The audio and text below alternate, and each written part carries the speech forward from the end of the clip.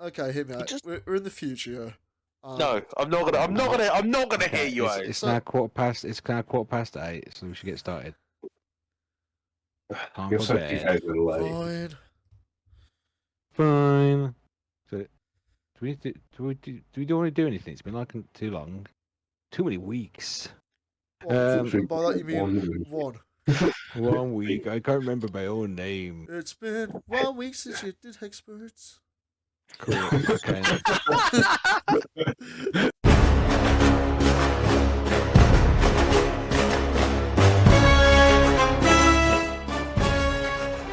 And welcome to episode 14. What the heck is Iron Wind Metals? This week, your hosts, myself, Lewis. We got Tom over there. Ah! What the fuck was that?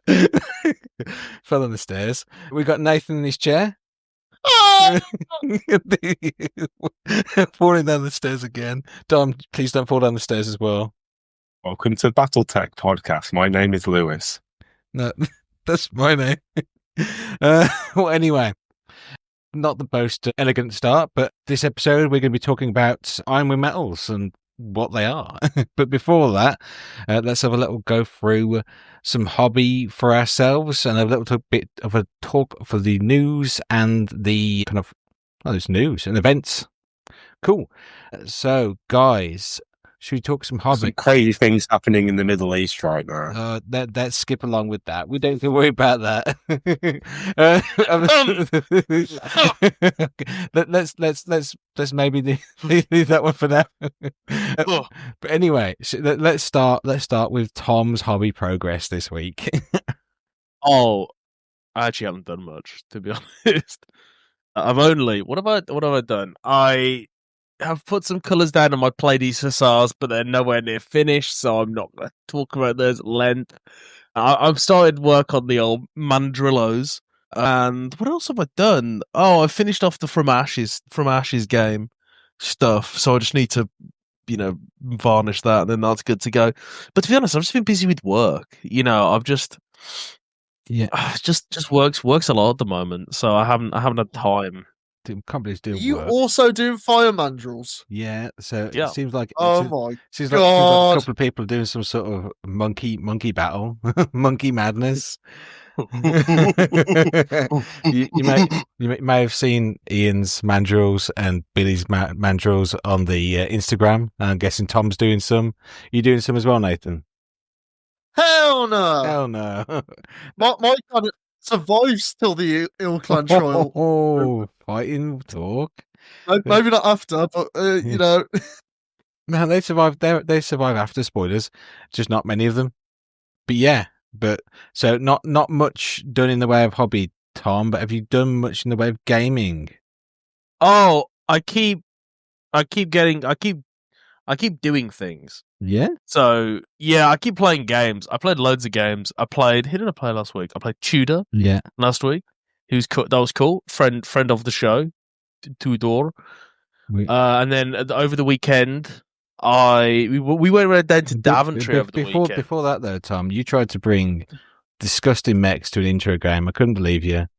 Oh well, I blame that on you. But I didn't tell you it was an intro game, but you should have known that it was an intro game. Yeah, you shouldn't bring the Black Python and the Locust 2C to a game anyway. You know what this makes me. This makes me sound like a real asshole. Real asshole. Well, actually, to be fair, in my own defense, yeah, I was unaware that this was an intro game. We've been talking about at length about over the weekend we were going to play some real nasty games, and I was told to bring 4.5K. So I thought, you know what I'll do? Do a little test. I'll bring the ones. Well, I had about 20 minutes to actually sort it all out, so I was like, you know what? I'll just bring the stuff. Yeah, I'll just bring the stuff that I was going to use. Yeah, and then it turns out that no. That wasn't what we were meant to be doing, and Lewis then decided that I was a bad person. You were a bad person, so you got to run my mechs instead, which were nowhere near as mean. Yeah, it's safe to say I lost. Yes, but obviously you were getting those mechs ready for an event on the weekend, Tom. What was going on the weekend? Oh, Lewis, thank you for asking me. We went down to Daventry to talk to, well, not even talk to, but play with Jason. We don't talk to Jason. We just grunt at him. We're playing. I've never talked to Jason before. Jason Mullins, a very good friend. Handsome Jason. Who is, other Jasons are available. He's ours. And we had a lovely time playing some games of Battletech against him. I think we played, what did we play? We played I played 4 games. Battletech. Surprisingly. Oh my god! I have to deal with these people. No, what I meant was, what kind of games did we play? Because I played 4 games. Yeah, and 2 of which were running the campaign-y system. We kind of just did them as single missions, but it was fun. We played the campaign from when the UK Games Expo. And then we also did something really cool called a Circle of Equals, which is the coolest shit ever. But I will let Lewis, in his section, go over the Circle of Equals. Oh boy. Is that you all done then, Tom? That's actually me all done. I actually do have I have a bit of a confession to make. What's your confession, Tom? What? The butterfly has struck once again. No. It has. No. You may remember over the weekend, when I was talking to Yason, I was over in the Song of Ice and Fire area. Yeah. Oh no. Yeah. Oh yeah. I may be painting some Baratheons soon. It's the long and short of it, of the Renly variety. Can't stop him. Oh no! I like it. Nathan went from so happy to so sad. Sorry, I'm a Renly man. I'm not sure you Less should said do about that, the better. Yeah, true. Well, then we'll move on to someone else. We'll do me next because Tom kind of led on to me anyway. Yes, I did. You did. So I'll use that segue to talk about myself. So yeah, I didn't do a massive amount of hobby, as in actually physical hobby. I painted up a adder / puma in Jade Falcon Epsilon scheme. Mine's probably a bit too dark green, but I'm going with it because I want to paint something in that green, and I don't like the yellow. It made me cry. Listen, if I remember correctly, you painted salamanders. I painted salamanders mechs. You managed to paint salamanders. It says light green. It's a green. It's relatively light. It's not too dark. It's probably okie dokie. It probably is the wrong green. But This is amazing visual podcast content. I think it's the picture is up on the Instagram. Definitely on the Instagram. What is the Instagram? It is Hexperts _ Battletech _ podcast, I think. And if it's not, I'm sorry. And you can follow that Instagram. You are allowed for free. Have you been charging before this? But yeah. So I just painted that fella. I need to get back on doing some painting, but I think the same as everyone in the UK at the moment, it's slightly hot, so we can't do things because we're not used to heat. We need. I've been sweating so bad. We need the rain back, dude. Like I've just been sitting at work, just melting. Yeah. But anyway, I also did go on Thursday to play games, but I didn't play any games. I just provided mechs for Tom to play games against our friend Tudor, and I also did go to Battlefield Hobbies and we played some of the Circle of Equals, and I didn't play any of the mercs actually because I was late. But yeah, I played Circle of Equals against friend of the podcast Billy. Pretty fun. Pretty much the idea is it's 2 clan mechs in the, what's the map called? Is it called the Circle of Equals or? It's called it is actually called the Circle of Equals. That makes sense why we were calling it Circle of Equals. But I didn't realise that map, obviously you could just have 2 of them and you put them together and it makes a circle, which is cool. So yeah, it's super cool. Yeah, it's just a massive circle, and we just ended up battering clan mechs into each other. Was it 4.5k? Yeah, 4.5k was the. Yeah, which led to some quite fun mechs. I think I bought the Nova H and a. What did I bring? Nova H. What was the other mech? I can't remember now. There was another mech there, and it was blue. Oh, Warhammer 2C. That was it. They're pretty cool guys. I played against Billy's, I think it was Madcat B and his Jenna 2C. What did you bought your black Python, Tom, didn't you, and your Locust 2C? Yes. I think, what was it? Ian had some, did he have his baboons? So he had the Grizzly and a Loki. And Nathan, what did you bring? I brought the Flamberg 2 and the Firemoth H, the fun one with 9 heavy small lasers with targeting computer. So I suppose I suppose we can get back to what happened with your games anyway. It's shortly. Yeah. I can't remember what did Jason. Jason had He had a Grizzly and then he had another mech as well. I can't remember which one. Grizzlies are cool though. They are really nice looking mechs. But yeah, I won that game against Billy, but it's mostly because Billy knocked all my mechs over, then for some reason ran away and let them get up, and then they chased him back down again, which he didn't. He wasn't sure why he did that, but it was. I wasn't going to stop him doing it, but he just ran off after putting me on the floor. It's like, okay, if you want to go. The fireman drills there. Predictable, bit confused. I banged my head too many times. But yeah. That's pretty much me games wise, but I also did some hobby because I realised listening to books is also hobby if it's about Battletech. And I finished listening to Hour of the Wolf, which was pretty cool, and it's got some stuff with Amaroks, which I like. People don't like Amaroks, which is why we weren't allowed to have Ill Clan mechs this week. And what else did we do? Oh, and I started listening to Fall from Glory, which is pretty fun. Listening to what's going on with all the fleet leaving the Innisphere space. So those have been pretty good. I'd recommend Out of the Wolf if you've not listened to that, and obviously the prelude to that book. And Fall from Glory seems pretty good so far. But yeah, that's pretty much me though.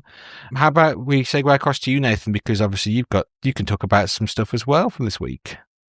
Yes, so for the most part, what I did was actually hobby-wise. You'll be shocked. I've actually done some hobby. What? No. So no way. I know. So recently I've received a Berserker Lance off our friend Ian, who's printed out some lovely mech warrior styled mechs for me, like the Grasshopper and the Archer. So, they're a bit different proportioned, a bit skinnier and a bit wider, but they still fit in really well with the rest of my force. But the main thing is that they all have hatchets. That's right. It's a melee focused list. Was it in the Draconis Combine source book? Yeah, so in the Draconis Combine source book, they managed to sneak in on one of the pages where it talked about Berserker Lances. Oh yeah, by the way, you can just have this. Hell yeah. Yeah, so they have like Renaissance, early and late Clan Invasion, but because mine are House Gallant, sorry, I just caught a cougar like in between my thighs because I dropped him all painted. we are talking about the mech cougar, aren't we? Not. Yeah, Nathan also was painting some Battletech. Yeah, so yeah, because the Gallus, I'm doing headcanon that they're just moving about the place, so they've picked up a few shiny toys during the Clan Invasion, quite a few actually. During the shenanigans of being House Gallus. During the clan shenanigans, as they like to call it. Yeah, other than that, I've recently, as in today, been challenged to another game of Battletech using my Jade Falcons, and That's because pretty the weekend, I brought 2 new boxes, which were the Strikers and I believe the Support. One with the Vapor Eagle and Ordal, and the other one with the Gear Falcon in. I decided to include 2 of them in, so I'm currently trying to get through painting 4 mechs up, pretty much. Goodness me. This will be the most that Nathan has ever painted in the entire world. No, in a short period of time. Thank you very much.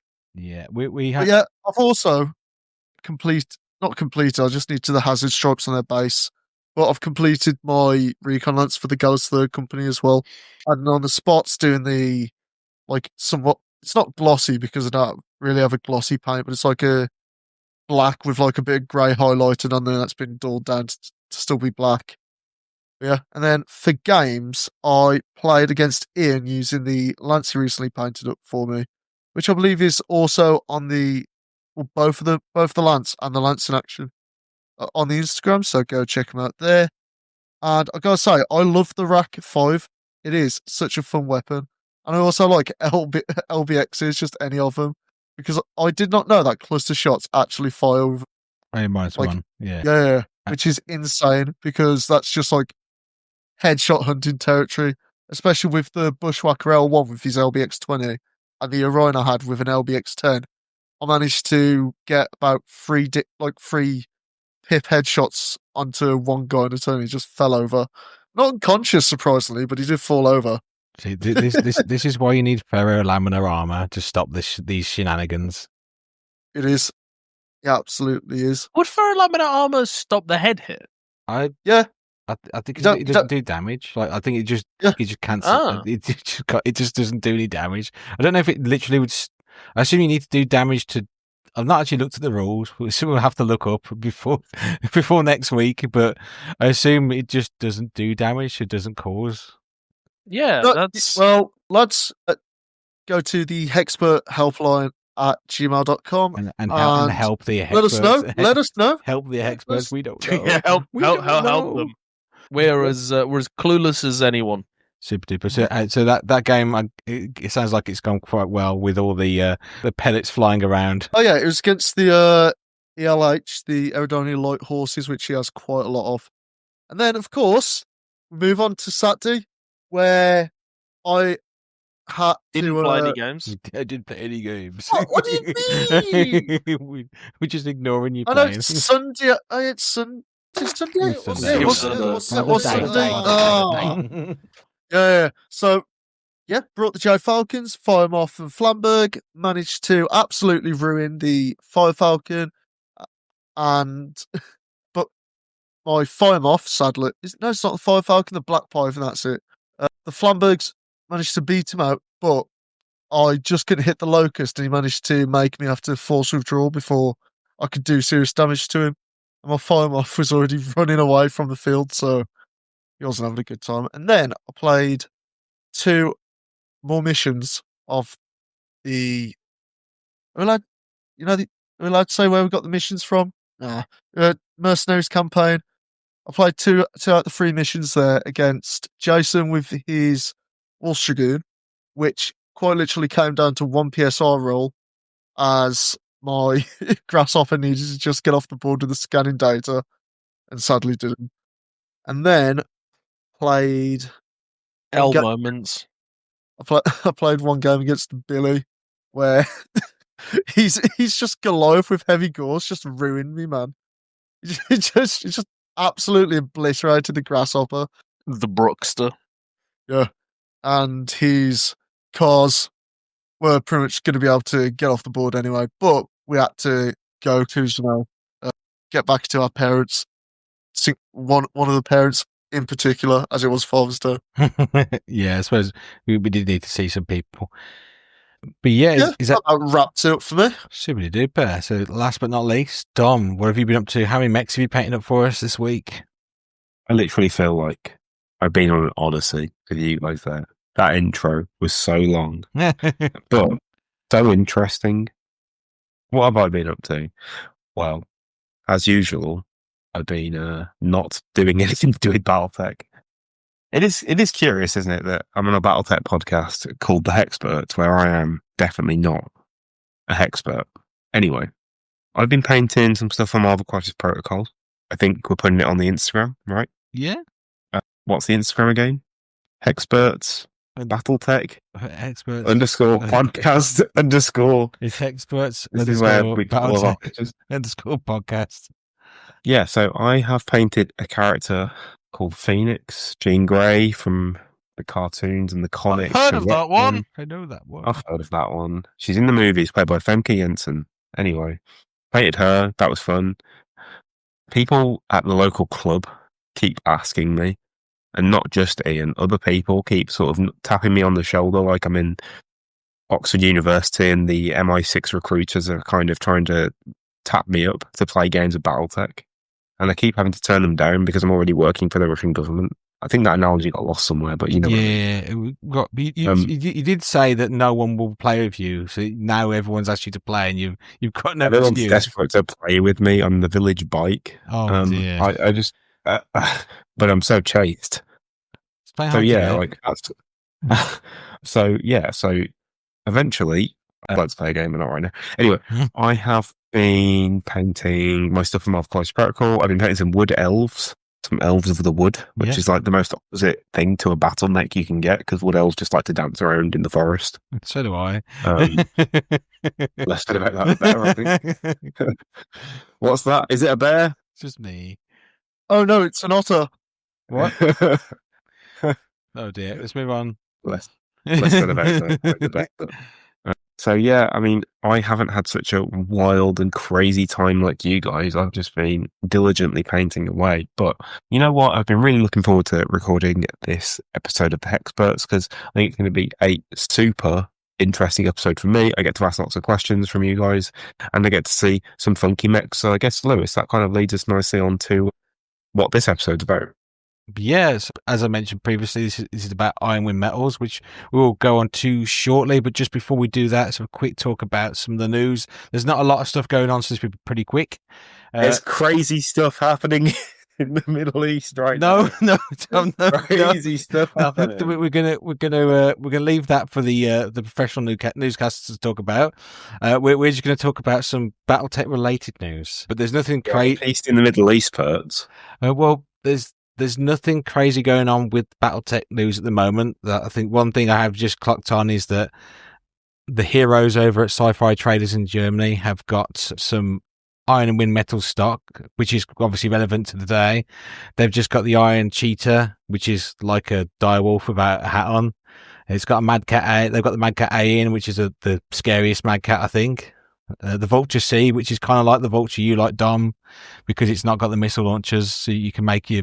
My question, Lewis, truthfully, is Yeah. will Ironwind Metals see this, realise that we really enjoy their product and sponsor us? Because we are desperate for sponsorship. No, we'll we're take not- anything. We're not going. We'll take any sponsorship. We're not going to get sponsored by Ironwind Metals. I think they've just been acquired by Catalyst Game Labs, so I'm sure they're not going to sponsoring anyone anytime soon. That goes for anyone out there with any kind of product. We will shill it. No. Doesn't matter what it is. It does matter We what it will is. No. shill.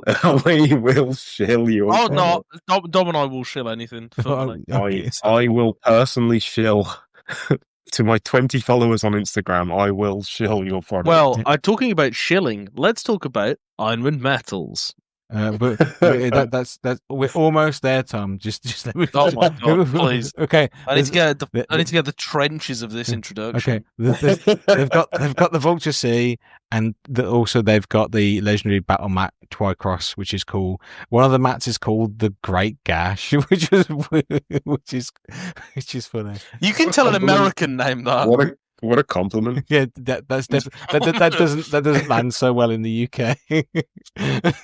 But yeah, Beware of my Mech's mighty fanny pack. no, anyway, we'll quickly just go through some events that are coming up. I'll do this fast because I know we've been going through the intro for like over 25 minutes now. Lewis lasts for at least 25 minutes. I'm also getting really sweaty. You like that anyway whenever I'm near. Anyway, let's quickly Send help. So I'll do these quickly, and obviously you can check them out on the Facebooks or I'll let you know anyway. There's some events going on. we will go through it, but yeah, there's some events going on. First event that I think, or the next event that's coming up is, I think there are some games going on down in London at. Where is it? It is at Tabletop Republic. They seem to be running a bunch of sessions for BattleTech. So if you're down London way, The Tabletop Republic is soon to become the Tabletop Galactic Empire. yes, that is true. They are going to become the BattleTech. The Shouts out to all my Clone Wars fans out there. yeah, all of the Clone Wars fans. But yeah, they look like they're running some BattleTech kind of games, and they're trying. Looks like they're trying to grow their community down there. Seems to be quite a lot of stuff going on down London. Next, I think up that I know of is our friends over at Shape Battle Roll in Birmingham are doing a BattleTech Mercs campaign day. Information for that, I know it's definitely on the Tales for Periphery site. It may also be on Facebook. So if you're interested in playing some Mercenaries campaign stuff, I think they're doing the event on that day. Can you explain what Facebook is for our Generation Z? It's kind of like a social media thing, Dom. TikTok for brand. Yes, exactly. Exactly. They might have a TikTok as well. Let me look. There's an event on the 12th of July, Chasing Shadows, down at Darksphere Games. I think Darksphere London as well, isn't it? Yeah, so another event down London if you're feeling the London guys are swimming in Battletech. Well, no, it's more if I suppose London's quite big, so they probably do need more than one event going on. But there's a 500 PV Alpha Strike game going on down there. I think that might be. And Americans, please don't email us and say, well, my state's 1 million miles long. No one cares. London's big for us. No, they do. We do care, but obviously, I don't care. Carrying on, also on the 12th of July, our friends, I hope they're your friends because you went and saw them, down at Firestorm Games are running another casual Battletech day. Cool. Yeah, unfortunately, we won't be able to get to this one, but it was super fun last time. Would highly recommend. But yeah. When is it? 12th of July. Oh no, it's too. Oh no, it's too. That's too close. Nah, it's too close. Sorry, guys. Well, I'm also just on holiday, so I can't go to there. Where are you going, Tom? Give us the address. I'm going to Turkey to sort my hairline out. No, I'm not. I'm not going to sort my hairline out, but I am going to Turkey. Cool. To get your teeth. See, it was a bait and switch. It was a ruse de guerre. Yeah. We're joking, of course. The British never get their teeth fixed. We don't. We're not allowed to do that. August 9th, there's a Battle for Tamar Alpha Strike event going on at Ponder's End in Enfield.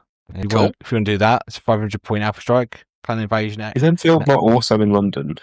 I'm not sure. Well, yeah, Enfield's in London, yeah. Everything's in London. But Welcome to the London Tech podcast. Yeah, something that's not in London, definitely not in London. September sees the Irish Nationals, so if you're over in Dublin and you want to be playing some open Battletech, then you can pop along to that, and we may talk about that more in a future episode coming up. We've got our friends over at Tales Periphery doing the Periphery Assault on the 25th. Obviously, if you've not already heard about that, check that out on their site or on Facebook. It looks like a bunch of fun. But you can't go, Tom, but I might go because it sounds fun. I might be doing something, Lewis. You might be doing something over in Germany. But yes, and lastly... Oh, yeah. Yeah, and lastly, there's an event December the 6th, Operation Bulldog, which is also another event, Ponder's End in Enfield, which sounds pretty cool. Operation Bulldog sounds like one of those those stings. You know what, Operation U3? I think it is. It's like a sting for the clans, I think, wasn't it? It definitely stung them afterwards. Definitely stung the... yeah, they had a bad time about it. Stung Clan Smoke Jaguar, I think. But yes, that's a quick run through for the events. If you do want to check out events, check out our friends over at Tales from the Periphery. They've got a lovely events page. Or search for the ones we've talked about. They're probably on Facebook as well, so you can find them there. But yeah, cool. It's just more just to kind of show you this. Please write in and ask, tell us, do you go to Battletech events? Are you a Battletech event person? If so, let us know, because we don't know if there's a big community outside of our little space. And to what we've heard whispers on the wind that there is, but we don't know for real. There obviously is community out there, but also I'm an old man. I only know how to use Facebook. So, if you advertise it in other places, I might not see it. Or so, if you do have stuff going on and you want people to know, let us know, and we can shout it out and share it for you. But yeah, I think that's pretty much it for events. Let's move on to a little break, and then we'll move on to our main topic. So, Oakley dog. We'll catch you guys on the flip side. We're back. And we're back with our main segment. We're going to be talking about Iron Wind Metals. So, what is Iron Wind Metals? Because we kind of know what it is because we've been buying stuff from there. But if you just come into the hobby, or even if you're into the hobby, some people just don't know what it is. You might have seen them in people talking about them. You'll probably see the adverts in some of the start collecting boxes. But Iron Wind Metals itself, I'm not going to go into all the history because it's very convoluted and confusing, but pretty much the basics of it is they produce lead-free metal models as a company. One of the biggest things they produce, which is relevant to us, is they produce Battletech models. The Battletech model... You can actually eat the mechs as well, right? Yeah, I think you can. These are lead free. They're lead free. I did So look. I've been sucking on this jade fork. I for told nothing you you're not this going to get entire I time. told you you're not going to get nothing off that. Nathan sucked on this battle mech so much that his dick fell off. do you want me to? Do you want me to, Dick fell off. do you want me to- I think it's what are they called? Is it Raudium? Pewter. Is Raudium? I think Raudion or something. It's unobtainium, Lewis. Actually, I can look up their actual their mix of metals of what they're made of if you want, but it's not. Did you know they're from Wakanda, Lewis? They come from Wakanda. They're from Wakanda. I'm looking it up now because you wanted me up there. let me look. They come from Wakanda. It does come from Wakanda. Let's look at what's the actual metal they make out of. I like how Lewis is getting pissed off. I'm always pissed off. Wakanda's not even real. No, it's not even a real place. So, Lewis, you don't know about Wakanda. It's not real. They didn't let you into Wakanda, Lewis. They never let me in. Did you hear about Lewis? Did you hear that Lewis is the new Black Panther? Okay. You probably need to carry on to it there. No. We're just filling time for you to try and work out what this metal combination is. It's called vamping, Lewis. Get to know. It's like Ralpian or something like that. I've had it written Oh down. my god! I've lost it now. It's Ralbonium. Ralbonium. The funny thing is like at this point, this is where we do our advertisement, Tom, for our brain pills, because every podcast needs a brain pill advert, and it'll grow your hair back as well. I heard it make you very hairy. And Are you a 40k player? I've got Are it. you tired of rolling d6s? I've got it. How about you roll 2 d6s? I've got Take it. out brain pills so you can understand the charts. Nathan, We don't need the brain pills. Cool. They used to have a lead alloy containing 80% lead, but they don't have that anymore. They now use rhodium, which is 95% tin and 5% zinc. There we go. How do we know that? How would we know they're telling the truth? Rhodium? I don't know. How'd you spell that? Ralidium. Relidium. I can't say words. Do you know why? Okay, sorry. By the way, do you know why it's called Relidium? No, tell us, Tom. It's because it was patented by Ralparther Enterprises. Yes. So it's specifically made in kind of our fasa. Yeah, who we weren't. I wasn't going to go into much detail with, but they are obviously parts. They are. No, they're separate entities now. They are separate, but they were at one point connected, etc., etc. We're not going into that detail. We weren't really supposed to go into the detail of. But guys, think about it. Is that not sick? That they've patented their own metal blend. Yeah, guys, called it something cool. Yeah, Relidium. It's really sick going into the history of a company that we're talking about the history of the company of. Hey, you guys told me we weren't supposed to go too detailed, but anyway. So Whoa. Lewis, those are just the voices talking. Oh, okay. This week, you said multiple times. You keep saying, like, you guys, or you say, like, people have been saying. It's like one random dude, or none of us. That's like, the two options. But anyway, so they've got, it is now lead-free pewter, effectively, that the models are made of, so stop licking them, Nathan. And I'm so grateful that they're lead-free as well. Yeah, it probably does. Apparently, it's not as malleable as they were, but that's not super important. But it's less cancer for me though. Yes, it's so true. That's cool. Yes. Anyway, so thanks, Lewis. Jesus Christ. They produce a bunch of battle mechs. They've got some of the older style mechs that have been produced in the past. Some people like them, some people don't. Get them from Ralparther. Yeah, you can if you're in the UK. It's cheaper. But more, I know for myself, I'm more interested in some of the newer ranges they've got, which is their new classic and their new rec guide mechs, which are pretty cool. Which are those are the mechs in the style of the kind of new Catalyst games, kind of plastics. So they're the same kind of scale. They're usually the designs by their team. So like, if they're not, I was about to say, Lewis, that's so crazy since it's all CAD design now, and they just cast it in metal. Yeah, but it means that at least they're going to be the right scale, and also, even if you buy them off them and they release a plastic shortly in the future, it probably is going to be quite similar size wise. Maybe not the wings for the partial wings for Nathan, but but that's because the old one's an old model. I think that is true. But yeah, so if you do go go on their site, you might be able to look up new classics and the Retcon Guide mechs, which they've got a bunch of fun mechs, especially for the Ill Clan or some of the other new mechs that we like. For us, they're pretty cool as well because a lot of the time they're multi-part, and obviously that means they're posable as well. They might have some different arm choices. Also, the bunch of them have got variations as well, so it might be that you can make a couple of different variants with the kits. Okay, can I interject here very quickly? This isn't in the script, and I'm just ad-libbing here. I'm yes-anding. I disagree with their posability. As a man that likes to do metal models, I'm literally putting together some Infinity models at the moment. Yeah.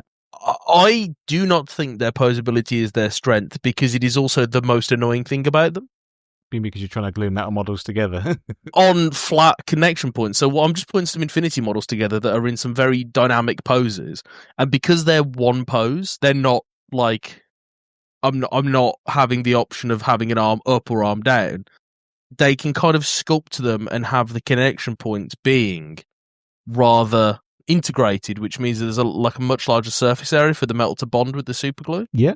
Which makes gluing them together so much easier. So I would say that's the only thing I'd say about Rollpather or Fasa or Iron Metals. I'm just getting I'm like Mason in fucking Black Ops with the numbers. The company names, Tom. What do they mean? Yeah, so some of the connection points, I think it's mostly on some of the older models aren't fantastic. I think a lot of the new ones, they're pretty good, to be honest. I'd say yeah, but that's because I know how to use a model. I'm just saying for newer players, they might provide a bit more of a challenge than the resin models, for example, from Catalyst directly, or even the plastics which are monopose, which you can cut up and repose, which locally we've done quite a bit. Yeah, but horses for courses really is that whole diatribe. Personally, I found that for the most part they're actually quite okay to put together. I mainly struggle with the legs though, because it's ball joints with the sockets that aren't big enough for the ball or too big for the ball joints. I think that so you have to kind of hold the hips while trying not to get glue on the outside of the hips. Yeah. This is so sad. This entire conversation with Nathan talking about legs and hips is just making me cry tears. I would say that my number one way of dealing with them is always to have some accelerator. Yeah, I would say for super glue. I think. However, obviously, irrespective of how I engage with super glue, make sure to wear respiration. Yeah, because accelerator will get you high accidentally. The Hexperts do not recommend. We're not recommending you get high. No, it's not cool. But anyway, so as right now, as Tom and Nathan were saying, is that obviously the metal models being multi-part and also being a metal means that you might need to be a bit more comfortable with modelling to put them together, get them to stick. Also, you might want to start looking at doing some more advanced techniques like drilling and pinning on some of the mechs. On just kind of word to the wise, to be honest. Just so obviously we are aiming this podcast at a more kind of entry level audience. So it's more just if you're already really kind of if you already know how to work with metal, then you know how to work with metal. So what we're saying isn't going to break your worldview. Definitely don't use plastic glue. No. Try and use Tamiya extra thin on metal models. It'll go great. I've heard blue tack sticks things together. It does. You can use blue tack. I think I've heard spit and sawdust is pretty good. Yeah. Just but also talking about building, especially Ironwind Metals mechs as well, is obviously make sure to check they've not got instructions, but have a look at the pictures. And a lot of the hips do have arrows on to help you distinguish which way should be forward and backwards if you're not sure. Oh yeah, there is actually, you can mess them up. Yeah. People like to say there's no wrong answer. There is a wrong answer. I couldn't believe that the Mad Cat 2C Premium, the actual CAD picture for it's got the arms the wrong way around. But even the CAD designers get them wrong sometimes, or maybe I'm wrong. We'll never know. Well, they are the Vulture's arms, so they should be the same way around the Vultures are, but I don't know. No, it's true. Yeah, I don't know. Maybe it's done on purpose, but I don't think so. But anyway, so yeah, that's pretty much it. Metal models, multi-part, and they've got some variants as well. But we're going to have a talk about some of the mechs from the ranges that we quite like. These are other mechs that I know for myself I've already got and built, or these are ones I might be interested in and be looking to get. So these are just some ones we particularly like. So we'll start with myself anyway. We'll start with a fan favourite. We've got the Locust. Locust from Iron Metals. They've got I'm sure, I know Nathan says he's got some pictures. I think he has this picture, but I'm not sure. I had them in the order you put them in. Oh, and then no. you said the fourth one in the list. Oh no. So there you go. Do you want to swap? Oh, well. Do you want to swap to the order that you? No, we couldn't. No, Okay. calm down. Too late now. Anyway, so yeah, got the Locust anyway. Locust pretty cool because it comes with parts to make the Locust 1V that you get from your kind of a Game of Armored Combat. You've got the parts to make the 1E, which is the ones with the lasers, or the Royal, which is lasers and also the little medium laser underneath, which is cool. I think it's reasonably posable. I think I have a question. Before we really get into the depth of this, before we get to the deep, dark underbelly, Go for it, Dom. Farty metals.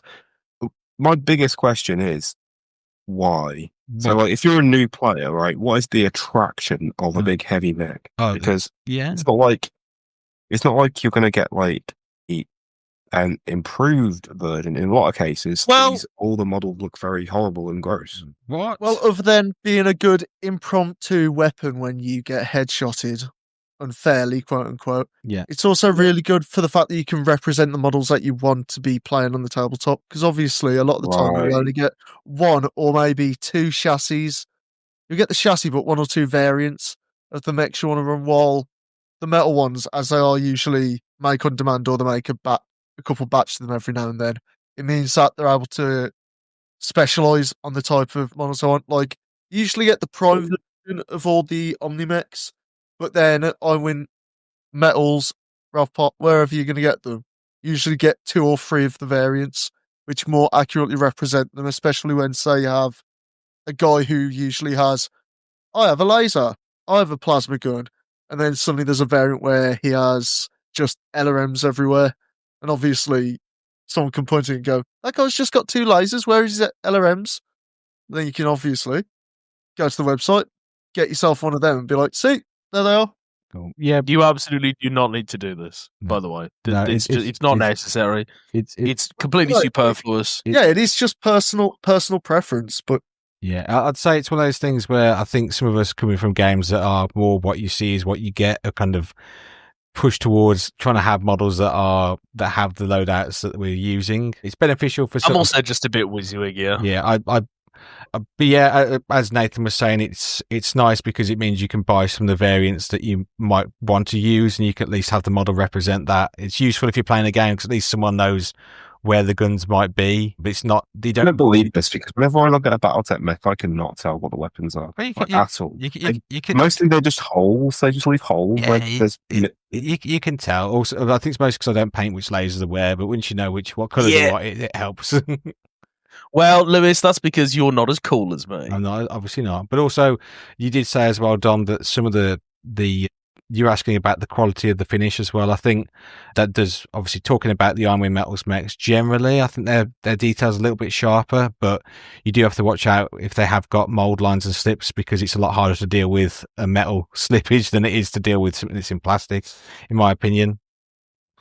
But yeah, but pretty much. I'm no novice wargamer, but I can deal with a metal model. I'm just wondering why as Battletech fans, like, why you would be like, I want the worst version. Yeah, well, I know some people aren't very keen on metal, but it's nice to have those different variants. But also, even if you're using the same variant, because you compose them, it means you could run a couple without them looking like, having a carbon copy of the mech standing next to itself. You could, without having to cut up a plastic model, have something that's posed differently, because obviously sometimes if you want, all I would say is if you want like a legitimate thing of saying like, why as a new player would you go for this over the plastics, you wouldn't. To be honest, I think that's the long and short of it for me. It's not like this is it's not like you buy this or the plastics. It's you buy the plastics and then when you want to, like, I want the awesome 8Q or whatever it is with the LRMs, but the plastic one only has PPCs. Then you buy it. Yeah. Also, It's some people prefer the older Battletech style as well. So they don't like the newer style mechs, so they prefer that. And for us, it's definitely more of a premium getting these metal models because we have to get them shipped across from the States, or even people like Sci-Fi Trader who still get them shipped from Germany. But for some of the guys in the States, I think they're not so bad for them to buy, just buy singles. And also, if you are local, apparently you can just drive up there and buy mechs by weight. So there are some situations where buying them actually might be cheaper if you're over in the States or next to them. But for us, especially in the UK, they're definitely more of a nice to have or a premium kind of a thing rather than you need to buy them. It's just more, I suppose more this episode for us is just to say they exist and they're cool. I'm just slightly off topic, but I'd love to hear, like, if anyone wants to in the comments, like, what's the most expensive mech that you've ever purchased? Because we're all from a Warhammer background, right? So we're used to spending an arm and a leg on a model, but I feel like Battletech is in general a cheaper game. But invariably. You guys have spent some serious wonga, as we say in the UK, and everyone says in the UK we all say wonga. We do say that. Battletech miniatures, but I don't. Like, what's the most expensive one that you guys ever purchased? Have a think, and obviously, if you've got some interesting answers in the comments that will impress the rest of the Hexperts, please drop us the line. Let us know. Well, I suppose we're talking Ironwind, I know they've got the Ares, which I think are they $65, $75 now? They are $69.95 in dollar dues though. What they got, and they've got the mech transport helicopters as well, which are huge, and they're gathered extremely hard to put together because they're in many parts. I believe it was on the Mech Bay podcast. Yeah. Shout out to the Mech Bay. He was talking about going up to Ironwind Miniatures before the Bluegrass event, I think it was, and he just got this I tried to find it on the website and I couldn't, but this like 10 kilogram, just massive VTOL that's used to transport mechs about. Yeah, it's real cool. I can't remember its name now. Did you? Yeah. I think it's vaguely Russian sounding. If I can't put it. But yeah, but it's pretty cool. But anyway, should we get back onto just talk about some random cool mechs? Yeah. But as I said, Locust, pretty cool. If you've got a Locust and you want one to look different, or if you want to run one of the interesting variants like the 1E, that's one to go for. After that, another mech I quite like, which I've got not that long ago, was the Rifleman from Ironwind, which comes with the standard Rifleman, which we don't need any more Rifleman free ends. So many of them coming out, and in the premium and in plastics. I think they're in so many boxes. But they did have that variant you can change into the Rifleman 3C, which is cool because it's got the autocannons. I like that. He's been pretty fun. Another fun mech that I've been trying to get hold of is the Amarok, because obviously reading Hour of the Wolf, they're in there, they're pretty cool, and they do funny things to Jade Falcon mechs trying to land on their heads. But apparently they don't have rules for that, which is sad. But they have got a big anti-DFA button, which is funny. And also they've got hardened armor. Really? It's not even in the advanced rules? I couldn't see anything about it. I think it's just something in the lore that I think in the lore they can, if they press a button, they've got an anti-DFA big red button. If they press it, the arms snap upwards and make a triangle, so the Jade Falcon mechs try and land on their heads fall off. I love that Lewis is saying this as if he's presenting new information to us. Just for the listeners' interest, this is all Lewis has said for the past week. I love the Amarok. He's about this Mary Poppins style mech that files up an umbrella. That's all he's been talking about. I just think it's cool. Talking about it's just cool. I want one, and then every single day we've had messages about this Swan Lake mech. You guys are going to be so sorry when I get my Amarok and Ian and Ian doesn't do games that are specifically designed that I can't play with the Amarok or Hammerhead. So Lewis, you know when people do the thing where they specifically stop you from doing something. Have you considered at some point that it might be because it's absolutely wank to play against? It's not. It's just a little hardened armor fella. He's just a friendly little guy. He's not even got that much armor. Just a little bit of armor. Just a friendly guy. But yeah, You're a bit of a power gamer. I'm definitely not a power gamer. He's definitely not as bad as some of the Jade Falcon mechs. Just a little friendly fella. I need to get one. But yes, talking about a definitely not power gaming mech, we've got the Inferno, which has got the Prime and the A in the box. Is this because it's another heavy mech with lots of armor and slow? Sorry, guys, we can't have fun. Lewis is deciding to play turret tech. It's not turret. It's got arms. It looks like Gypsy Danger. It's cool, and it's Nomni mech. It's all cool things, and it's a good BV as well. I love him. And the only danger that comes with that mech is the danger of falling asleep while playing against it. Stop insulting my mech. Okay. Unless you headshot him with a grasshopper, obviously. How about the Savage Wolf Prime /A? Yeah, that's pretty cool. That's honk shoot me. That's in the books. It's pretty cool. It's got the loadout for the Prime or the A. I made the A hoping that because I realised there was a plastic coming soon. I thought they would make the Prime, but if they've made the A, so I'm now going to have 2 A's. And I'm going to have to buy another Prime. Whoa. It's cool. However, I would say, though, if you do buy this Savage Wolf, though, the legs are a little bit of a pain to put together because they've got that. It's not digitigrade, is it? It's that kind of like dinosaur legs. Which I think it's because this is a thing that really doesn't matter. It's the thing that we all call digitigrade, but it's actually not digitigrade. It's neither digitigrade nor plantigrade. It's a secret third thing that I don't know. Bird legs, dinosaur legs. The one that is the dinosaur. Yeah, that one. That one. But yeah, those are some of my picks of cool Ironwind metal mechs that I think you guys should have a little look at. Anyway, what do you rate those mechs? No. Apparently, everyone thinks it's falling asleep on them. Nathan, have you got some? How about we go to some fun ones? First off, the Grand Turtle. That's right. That's a great pick. You can get. It's the great. It's the great listen, turtle, okay. It's you've even named it wrong. Hi. It deserves a better name than the Great Turtle. It's not just a great turtle. It's a quad mech shaped as a turtle with two massive lasers on it and a bunch of little lasers on it. It's an amazing mech. I know it's got a lot of armor. So you guys have just made fun of me for having a slow mech with lots of armor, and Nathan's just chosen the mech with the most armor, one of the slowest mechs, and it just has 2 lasers, so it physically can't do anything. But no. Do you know what he's done though? You know what he's done though, which I do respect. What's that? It's the full send. You've kind of gone, I would like to play, but also I would like to just be not fun. I would like to have some guns. Nathan's just decided, I don't want to play the game. I just want to be part of the scenery. Yeah, I want to be present, but I don't want to interact. And that's what I respect. Is, will you or won't you flip the turtle on his back so he can't get up? He's just like, no, help me. That is the game you are playing when you play against the Grand Turtle. And the model is actually amazing, I think. I really enjoy the model. The model looks ass. The model looks ass. No, I think it looks good, to be honest.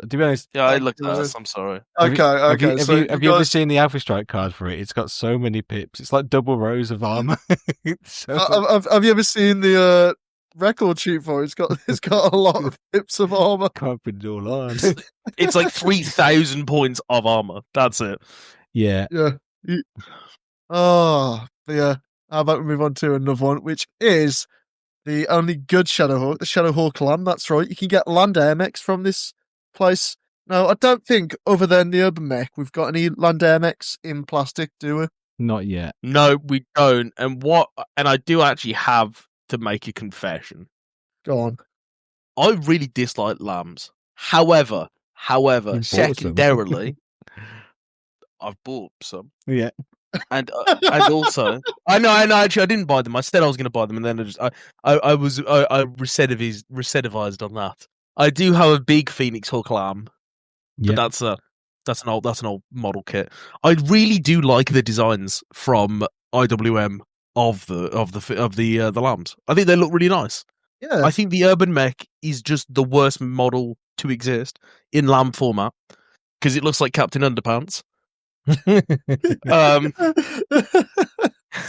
You can't disagree with me. No, but I love the Urban Mech anyway. But we're not talking about it. We talk about the Shadowhawk. So it's like, And it looks sick as fuck. yeah, I'll be it looks sick as fuck. They put it in like a snow camo on a snow base. It's got like the, you know, the legs where it's like they're side by side at the knee joint, like you only really see when the clans come back. Yeah. On the, say, Cougar, I'm only just saying that because it's in front of me. But yeah, No, I'm on board. I'm on board. Yeah. I will say though that actually I think IW their color schemes do God's work to make them look good. A lot of them are camo spec schemes, aren't absolutely, they? Yeah. Sorry, yeah, they are. They are done by camo specs, which like is what I'm saying there. Fucking hell, they're nice. Cool. Oh yeah. So yeah, It's not a great pick from Nathan, though. and then so we've been actually asked to talk about the Banshee by one of the friends of the podcast, Owen. Yeah. And I goes, hey, I'm not usually a fan of the Banshee, but giving it a screaming face, making it point a gun, and then having an axe on the bottom of its hand does, what's the word for it? Enamor me to it a bit more, you know. Do you know which version of the Banshee that one is? I can't remember off the top of my head. Have you got it written down? No. It's the one that looks like that little goblin that goes blah blah blah blah. No, it actually does as well. It actually does. Is it Vampire No, Hunter? Vampire Hunter D, something like that. It looks like that Oh, goblin. it looks like that guy. That's so fun. I need It to looks like that find this model now. Sorry, 2 seconds. Let me find this. Yeah. Just if you put Banshee and then look for that goblin, you'd be like, oh, that's that. It's blue, I think, isn't it? No, to be fair, like one of my problems with some of the models in Battletech is that they're just a bloke with a gun, and another issue with it is that they're always quite like static because they can't really stretch out because they're trying to fit in little cluster, like little it's not clan packaging, is it? Like little blisters, they used to call them blisters. Yeah, blisters. That's it, blisters. So they can't. Such a gross name exactly, as well. Why did they call them that? They could have had like a nicer name for them. Because you pop them. Yeah. Sorry, listeners. You have to imagine popping battle mechs out your blisters now. We should call them boils. No. I'm opening my boil. Yeah. No, that's the Bench Crusade blister. Oh, Bench Crusade. but yeah, and then while Tom looks that up, we'll talk about my last pick. I think, yeah, it is my last pick, which is obviously the Jade Hawk, which I've got, which was an Ironwind online exclusive, and it's just a Jade Hawk 0-3, claws and all, but he's jumping in the air and he's got 2 jets of flames and fire and jet. Flames, propellant, extra radioactive waste from the reactors, just shooting out of it, and it just looks really cool. The only problem is that, I mean, like a lot of Ironwind Metals miniatures, if you knock it over, which actually it doesn't knock over that easily with its metal base, but when you do, you might lose an arm every now and then. But yeah, those are my picks. A few times you knock it over, you might lose an arm. Super duper. Well, watch out. Shall we pop to a break and maybe come back and talk about some more Ironwind Metals after some? We absolutely can. Your Tech and After some Your Tech. All right, catch you guys on the flip side. And we're back. With Your Tech and Law Tech, and I'm going to hand it across to Nathan.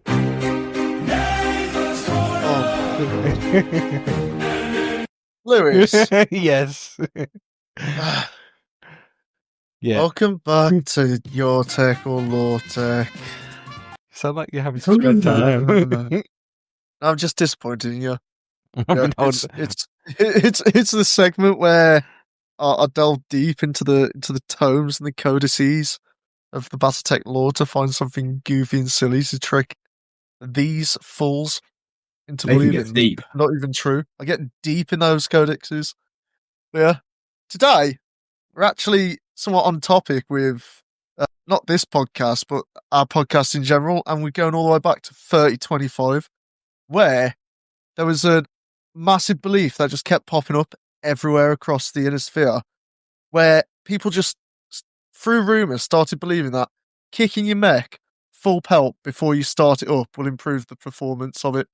And even with a few injured feet, because not everyone remembered to wear steel-toed boots, statistically, it actually did improve the performance of their mechs, and no one knows why. I was about to say, I've been kicking my mech for 20 years and I can't feel my feet anymore. So Don't worry, Tom. Don't worry, Tom. I'll feel you. Where are my toes gone? Where are they? It's just like you're hitting 360 no scopes with your large eyes and all. Oh, well, I mean, that's what I need to do. I've had some bad games recently. I need to start kicking my mechs. You're gonna start kicking your mechs, punt them across bib. But yeah, what do you think, lads? Is this a your tech or a law tech? Well, I mean, for me, like, it works for like horse jockeys, right? They boot their big dogs, whatever they're called. big dogs. horses. When the big dogs. They boot their big dogs. Is that right before they get on their horses? Yeah, they just give them a stiff kick in the old horse knee. They beat their large dogs and then get on their horses. I think Dom, have you run out of Diet Dr Pepper? You running on fumes there? I don't know what's happening. Sounds like we're keeping you prisoner. We're not. We're definitely not. Dom's carbon monoxide alarm's going off. So yeah, it's delicious. So Dom, what do you reckon then? Do you think it's a your tech or a law tech? It sounds goofy enough to be true. Then again, Nathan is a bit of a comedic swine, isn't he? He's a bit of a he's taken us for a rube previously. Yeah. So I'm actually in this occasion. I'm going to say that it's the law tech. I'm going to trust Nathan here. Ooh, law tech. Okay. What about you, Tom? God. I think that this is a filthy your tech. Okay, Lewis. I also agree with Tom. I think this is a disgusting your tech. You've made this up. Well, you got me, guys. It is a your tech. We got him, boys. Completely made up. But to be fair, Dom, you rube. Dom, you've got to play Battletech now. Oh, you got to play a game. The punishment. Dom, you fool. Dom's going to wear the dunce hat for next week. It's better than my humiliation ritual. Humiliation ritual? Yeah. Oh, no. Humiliation ritual. And now I get to be filled with The Rock Johnson. Yeah, that's been your... Sorry. So often, Dom. Yeah, Nathan's been killed. No! Yeah, that's been your tech or law tech. Okay. We'll be back next week with probably more lies and guaranteed a lot more slander. Or maybe more truth. Could be truth. If anyone's got any, send them into Hexpert helpline gmail.com. Nathan, you've made the email. Yeah. And I'll read them, and maybe you'll hear them read out next episode. Next time. This has been your tech or law tech, and we're probably going to go for a bit of a break, take a deep breath, get a drink, and then Tom and Dom are going to talk about some mechs that they've looked at on the website and gone, wow. Okay. So yeah, see you then. Catch you guys on the flip side.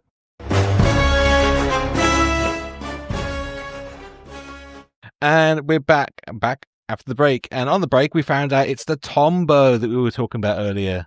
He's such a weird-looking little helicopter. He's so good. What was he doing? What's he doing, Tom, in the little picture? I'm sure Nathan will put up a picture or something, but the Tombow looks like it's at a river having a drink. It's difficult to describe the image, but when you see it, you'll understand. It's like a helicopter mixed with like a plane, but the front nose bit is like angled down, so it looks like a head like slurping from the water. The artwork's insane as well. I think the artwork's so good. It's just I want whatever the people that made this were on. I'm glad that it's like the most horrible thing in the world to build, but it is be so funny just to fly down and steal a mech and then run off with just pick it up and just fly off the map with it.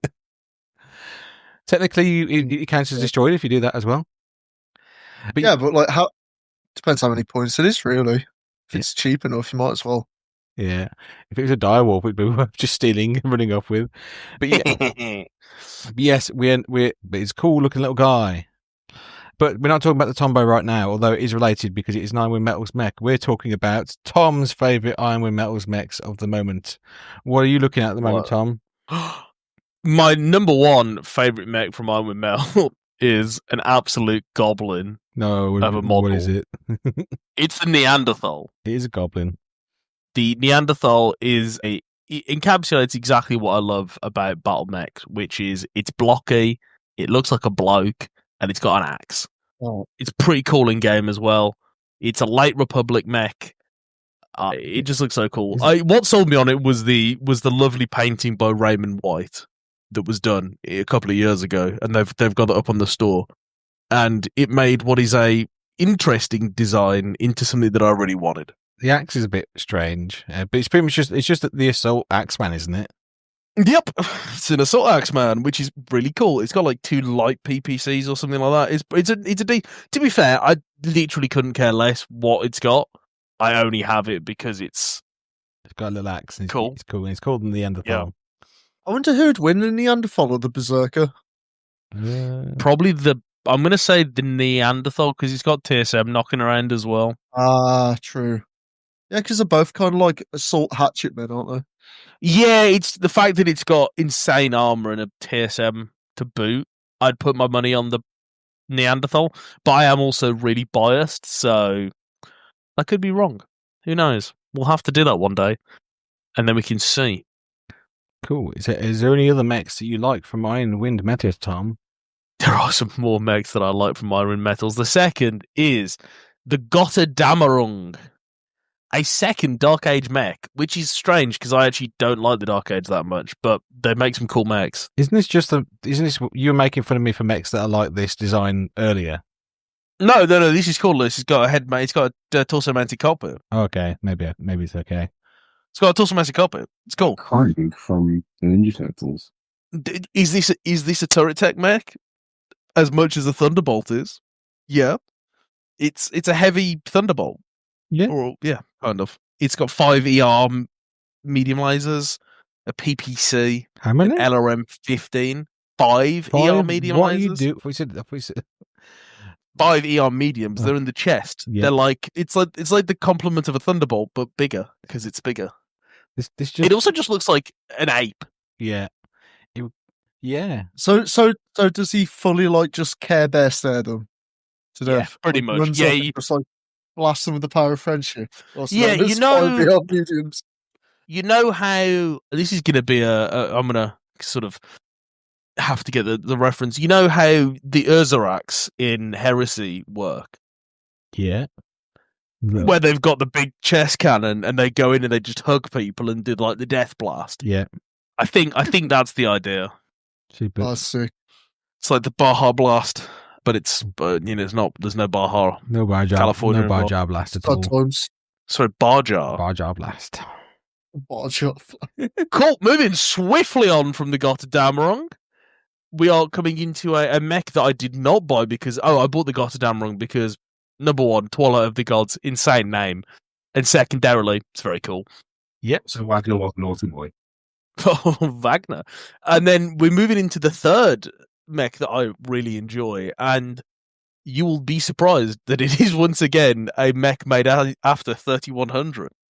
What is it, Tom? And you may be surprised to say it's actually one of Ian's favourite mech's younger brothers. It's the Gauntlet. Oh. Which is really cool. It's a 55-ton Omni Bushwhacker. Oh, I think I've seen the picture for this. It looks real cool. Yes. Yeah. It does look real cool. And you might be asking, Tom, why do you want an Omni Bushwhacker? Because there's a variant that has 10 medium lasers. Oh, you do like you That's do, it. You do like your medium laser lancers. I bought it for a whoops all medium lasers joke. Yeah. It's also a cool model. I'll be honest, Tom.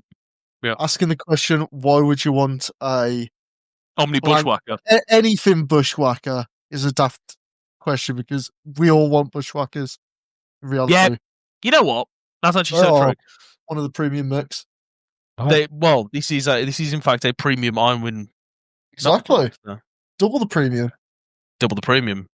Twice the full. As Cool. as Ken Duker would say.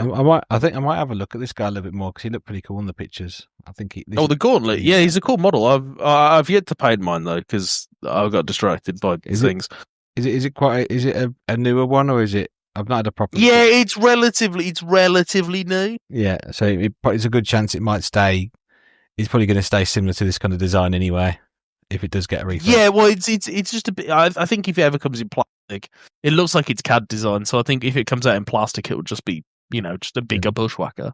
Also, it is quite literally just the bushwhacker torso upsized with different arms and legs. Pretty much. Yeah, it's the bushwhacker we have at home, Cool. but also like it's the fat bushwhacker. Anyway, moving swiftly on from whacking bushes, we're now in another Dark Age mech because I've got a I don't know what it is. I'm just down. You are Mr. Dark Age at the moment. Oh, I'm my little Dark Age. Got to do a Dark Age edit of all these mechs. What an album, by the way. What an album. Yeah. What an album. What an album. Our final Dark Age mech is the Regent. But not any region, specifically the Region A. Is that the Region Awesome Man? It's the Awesome Man, yes. It's called an Awesome Man because it's a mix between the Hauptmann, which is a 3060s assault mech, and an Awesome. It's got 3 PPCs. I think that's most of it, isn't it? It's like an Awesome. Are they clan ER PPCs with capacitors though? I feel like they are clan ER PPCs with capacitors. Yeah, there is actually yeah. there is like the extra like spice on there. You've gone from 3 PPCs to they're double the damage you were probably thinking. That's literally like a ghost chili. That's like saying, this is a bit spicy and dropping in like a million. Sorry. Yeah, no. There is also more. This is going to be This is going to be the Carolina Reaper of mechs. It's got a T-comp as well. It's like 3,000 or something, isn't it? It's 3,142 BV. It's insanely expensive. And also it's incredibly undersynced as well, and it's 26 double heat sinks. So it's... Yeah. To be fair though, actually, it's only like 6 heat sinks under. So you could go 3-2-3-2 capacitors and you'd be grand. Yeah, I suppose not too bad. I suppose even 15 damage each is at the range it's going to be at is pretty. No, Lewis. I'm always putting the capacitors on. 20 damage times. Sorry, what was that? 3 Gauss rifles. Boom, boom, boom, boom. Of course. And then also, if you want, it's got an ER medium laser in the head for self-defense. Yeah, you do need one of those because it's not. It's not dealt with. It's not dealt with hard enough. So. Yeah, it's pretty cool. Well, it's not cool. That's the point. It's hot. It's hot. But yeah, it's very hot. Super. And then we actually have one that I'm gonna like slip in. Go on, you can slip it in. As like a final thing. I mean, I say slip in. I did already. Like, I very specifically included this. It wasn't anything. No one was surprised. It's the Wolverine 7M/7M2/7K model. Yeah. Now, this isn't anything really special. It's just a Wolverine. But I really like the fact that you can get the double SRM Wolverine. Yeah, it's cool. It does look pretty smart. That's it. I haven't really got much more to say about that, I'm afraid. I'd love to say more, but really it's not anything crazy. I am just sort of bringing it up because I have to agree. God damn it, it's a fun little guy. I think it might have been out of stock when I was looking, or I think I might have realised they've spent enough money.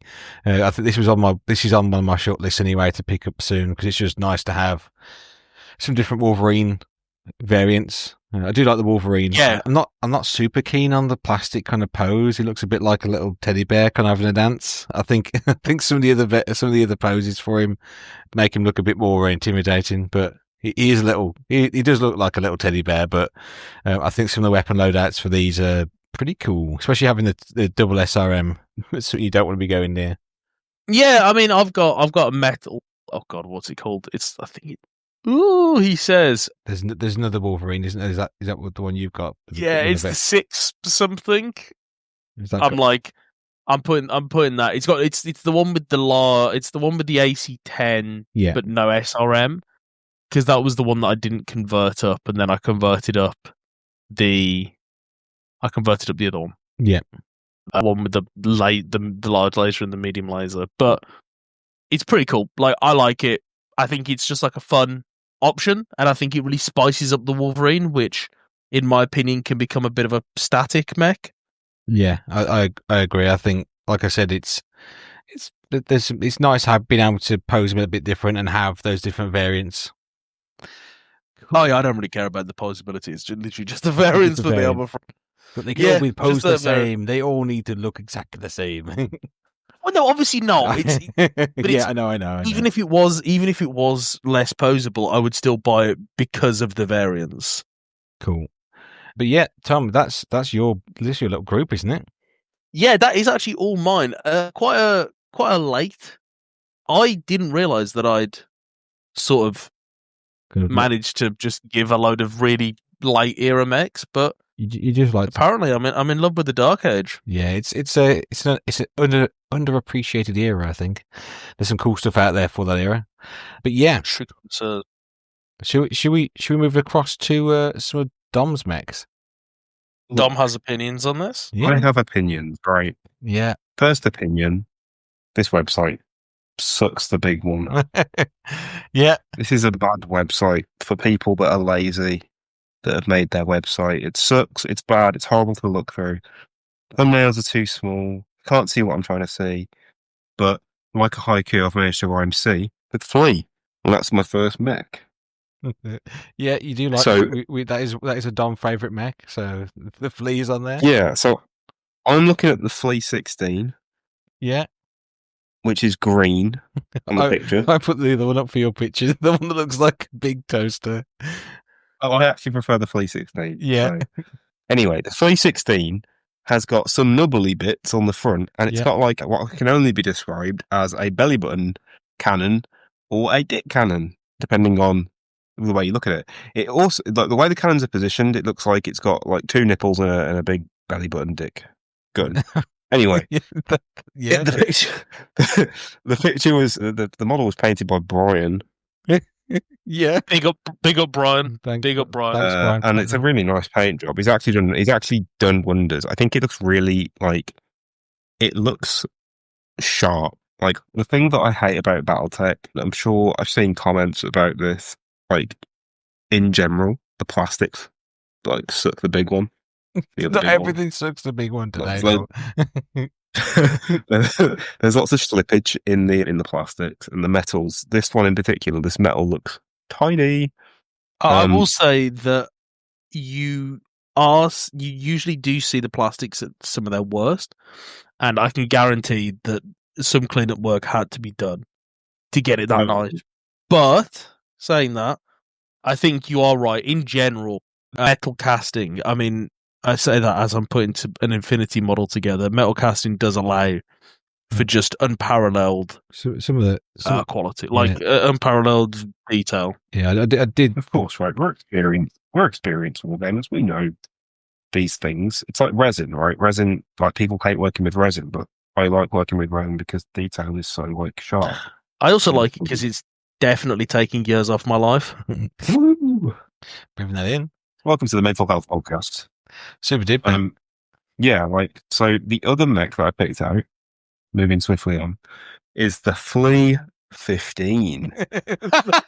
The Flea. Yeah, go on. The paint job is amazing. Dave, your name is literally just Dave on Ironwood Metals, Dave Fanjoy. You've painted it up like a big future space toaster. Big up, Dave. It looks like the little robots in Star Wars that sweep the floors or whatever they do. Oh, the mouse droids. It looks like a mouse droid. It fully looks like a discarded Doctor Who villain. Oh, I'm seeing this. The colour scheme is crazy. Yeah. For some reason, it just says CTM on the leg. Don't know what that means. But I tell you what, the work on the cockpit is lovely. Looks like Crystal Pepsi. You do like the Crystal Pepsi. But yeah, it's true. There are some of the older metal models are showing their age a little bit now, which is why I generally try and stick to the newer designs. But they have a bit of what's the word? I'm trying to think the best word to phrase it. But my question, Lewis, Yeah. is can I just speak one more time? Sorry, Dom. Sorry. Carry on. I have one more mech to talk about. What's that, Dom? It's the Galahad, The Galahad. but it's the glass spider variant. Oh, Now, this has got the most insane paint job I've ever seen on a mech. It looks weird. Like, I just a bit of behind the scenes here, everyone. I'm just about to share this picture with the rest of the guys if they haven't already seen it. yeah. What the hell is this? Bit of Like, inside baseball. genuine question. We're going to put it up on the YouTube channel. Why did he paint a big dragon on top of it? It's a hell's horse. It's Don't say things like that. It looks like Guy Fieri's mech. that's the hell's a horses. horse, That's their paint scheme. That's a hell's horse. yeah. That's just what they It's do. terrible, but it's my favourite one so far. Mainly because he looks like he's walking around in a tight little dress. I think there's a plastic of this. I think coming soon as well. Yeah, no, it's already out. Is it already out? Cool. I'll make sure to not buy it. It came out. It came out in the Kickstarter. The Galahad. No, Well- not the Galahad, the glass spider. Which one's Wow, the glass you guys are spider? you've been really treated to some lovely mechs there, guys. Look at you. The one that Dom's put up it's different. It's different. The Galahad is the original Star League mech, and then the glass spider is the Galahad 2C. Oh, Sorry, the only reason I know that is because I want the Galahad because it's a fucking 2 Gauss rifle mech. is it? Is you said there's the Galahad 2C? The glass spider is in one of the. Sorry, this is just really tangentially related, but yeah, the glass spider is in one of the clan boxes from the new Kickstarter. Is it? I've not seen it. There's the Rifleman 2. Well, There's a Rifleman it 2C. is. I'm pretty No, sure no. it is. It's the Galahad. It's the glass spider, mate. I would know. I'm a hexpert. Yeah, Moving on. I don't. We'll find out I've anyway. got one more mech to talk about. Sorry, Dom. Keep going. I've got one more mech to talk about. It's the last one, I promise. Yeah. But it's the Galahad GLH 2D, mainly because of its absolutely insane paint scheme, where Matt Edwards, the crazy guy, just went ham and did a checkerboard scheme on the mech. It looks wild. Matt, you're a quality painter. I know nothing about the guns of this mech, but it looks like it's got an angry belly for a face. It doesn't look like it's got an angry belly for a face. That is kind of something that does happen. There's quite a few mechs that have angry belly faces, but that one does look cool. Amazing paint job, Matt. Well done, Matt. So are those your picks, Tom? Nothing else? You don't want to add any other interesting things you've seen? No, those are my picks. I think in general, I'm not a massive fan of a lot of these. They have a, how can I put this sensitively? A lot of them look like that's it. But I think the paint job really does like save them. And there's some really talented artists working with some metals.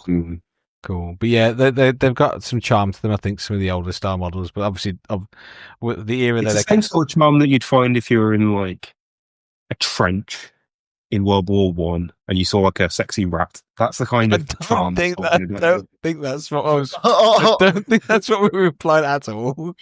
I like how you said that. Like, you didn't say you saw a rat and because being in a trench you thought it was sexy. No, it's just like Minnie Mouse wandering by the trenches, giving morale to the troops. Hey, boys! And that's the flea. So yeah, that's all of my mechs. I mean, I think the thing is, guys doubted me that I'd have good taste, but as you can see, everyone, Yeah, you got some taste is certainly fine. got some taste there, Dom. I have taste. I was surprised you didn't choose the Panther Dragon. And the trouble with the Panther Dragon is it's literally not in there. But yeah, So true. Wouldn't have followed the reason. You know what?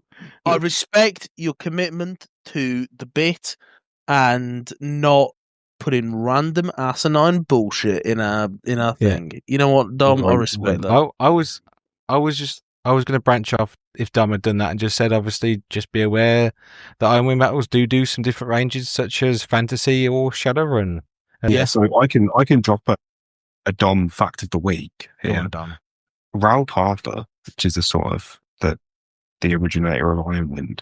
Alpath produced all of the original GW stuff, and you can still pick up a lot of the original GW stuff from Alpath. Like, so it says, like, you know, if you're like an elf guy, you love elves, you can find some cool elf miniatures, and you'll find that they're the same sort of miniatures that were used in the initial source books and that were used in White Dwarf back in the old days. Back in today. Back in the days. Super. Lewis, I do owe you an apology. Yeah. I was misinformed. You were missing for what? What have you found out, Tom? I found out that in fact, all that stuff that I was saying about that mech definitely being out, Yeah. not true. It- It's not out yet. There are just renders of it, which is Yeah. why I know Well, that a mech's coming I out. think, is it coming out in one of the? Is it the Clan Wolf boxes, or is it? Yeah, probably it's one of those. I got mistaken. I made an oopsie as I always do, and because I'm an honest man, Lewis, I've told you. Yeah. So you got to trust my weaponized autism, Tom. Sometimes. But yes. Anyway, I'm surprised that none of us brought up the Urban Mech Arrow 4 launcher, because that one's a fun little fella. No, it's not. Yeah. Okay. I don't know when you'd ever. I don't know when you'd ever use it. I think genuinely, I It's gather it's popular in Alpha Strike 'cause it's just an Arrow 4 launcher, and like it doesn't need to move very far. But that's an option if you want your Urban Mech to have an artillery missile system on it. You can do, which you can load with nuclear missiles if you're so inclined. Don't do that if you want to keep your friends. But yeah, that's pretty much our kind of whistle-stop tour of some interesting mechs from Ironwind Metals, but feel free to obviously check out their site. As Dom said, it can be a bit confusing to look around, and sometimes their site's not as updated as some of the guys like Fortress and Ares and Sci-Fi Trader, because I don't think they've even listed that they've got the mechs that we mentioned earlier, like the Iron Cheetah that's out at the moment on their site, but you can buy it from the third-party retailers already. Strange. But yes, we're going to pop to a break, and then we're going to come back with Mech of the Week. Catch you guys on the flip side.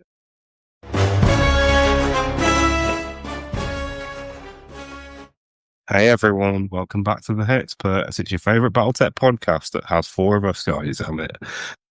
The mech of the week this week is the long bow, named after the famous weapon from medieval times, the longbow. long. Yeah, it's long bow. Yeah, carry on. It's an 85-ton battle mech, so it's on the heavier end of things. In terms of scale, guys, I think we need like a Battletech scale. This is weighted on the very end of it. If this Battletech had to go to hospital, they would say he's obese, right? That's kind of where we're at. He's built like he's obese. I was gonna say he's built like a lineback, but he's not even built like a lineback. He's just fat. No, that's a completely different mech. What are you on about? Yeah. you can't say anything. Can't say anything about Battletech about being a mech. I'm losing my mind. So, do you want me to jump back in, Dom, or are you carrying on talking through the longbow? No, I can talk about the longbow a little bit. Go on then. So the longbow is one of the first ever mechs that I had. So I got it from one of those salvage boxes back in. Oh yeah, I remember this. Back in there. Back in there. Well, when it salvage found boxes salvage were only box. £6 each. Yeah. Back in there. I found a longbow. So if I get this wrong, loyal listeners, please be kind to me, because I've got a lot of nostalgia for this mech. It's a thick boy, right, guys? It's one of the thickest boys out there that I've used anyway. It's got lots of pips. How many pips has it got? Quite a lot. I can't tell you exactly how many. Have you many pips? It's got so many pips. Okay, so the longbow originated in 2480, and it's predominantly being used by the force of the Inner Sphere back from the days of the Star League, and it's basically like the MVP of fire support mechs. Fair to say? It's taking that support, especially definitely that indirect fire support role, and taking it to for the time period extremes. I wasn't aware you understood about the different mech roles. I'm impressed. You've learned a lot. We have made him listen to us talk about for like a lot of hours about this. It was I have unfortunately had to listen to Lewis speak about this non-stop for about 3 years. Oh. And he was with us for the episode where we talked about lances, where we also mentioned stuff like support lances, remember? Yeah. I'm Yeah. not. So If you don't remember, anyway, Anyway, don't remember, listeners, go Anyway. back and listen to the entire collection until you get to that episode. yeah. What else you got for us, Dom? so as far as I understand, it's a bit of a rip off of the Archer. It's basically the Free Worlds League wanted us like a fire support mech, and I think pretty much they kind of looked at the Archer and thought, we kind of want that, but let's see if we can make it have more missiles and be bigger, which is what they did. Oh, okay. So this is a fairly slow mech, as far as I remember. When I had a little mess around with it, it was sort of the slowest mech I've ever used in my entire life. Yeah. All I remember about it is it had big LRMs, right? Is it LRM 20s? Is that right? Yeah. So the mech has got 2 LRM 20s and 2 LRM 5s, or the kind of standard variant that we see around 3025 does anyway. So it's got a lot of missiles. Yeah, and how many variants are we looking at? Oh, there's a load of there's loads of variants, but we've kind of picked a smattering of interesting ones. Okay, I think we should just jump straight into those. Well, before we jump straight ahead, let's just quickly go through. It does have a couple of lasers, as Dom said. Top speed is. Do you want to carry on, Nathan? Yeah, you kind of just. Oh. So it's an 8.5-ton mech. It's got a Strand 255 fusion engine that lets it go. You ready for this? We've never experienced this before. 54 kilometers per hour, or roughly 30 miles per hour, 5 hexes. Yeah, it's as fast as your mum's bike. Yeah, I think you. It's slightly faster than Usain Bolt. It's got 2 Holly LRM 20s in its arms, 2 Delta Dart LRM 5s. It's got a Victory 23 arm, 2 Victory 23 arm medium lasers, and one. No, wait, that's rear right. torso. That's from the Dragon. Oh I'm messing up with the Dragon. I think it's that one. Oh, it's the. It's got 2 series arms medium lasers. One in the back, according to Lewis. No, there's none in the back. And it's like 1,619 BV, BV2, and 7.4 million C-bills. Yeah. How many C-bills is that? 7.4 million C-bills. Yeah. So if you get 1 C-bill and times by 7.4 million, you get roughly the number. A longbow. Get a longbow. Yeah.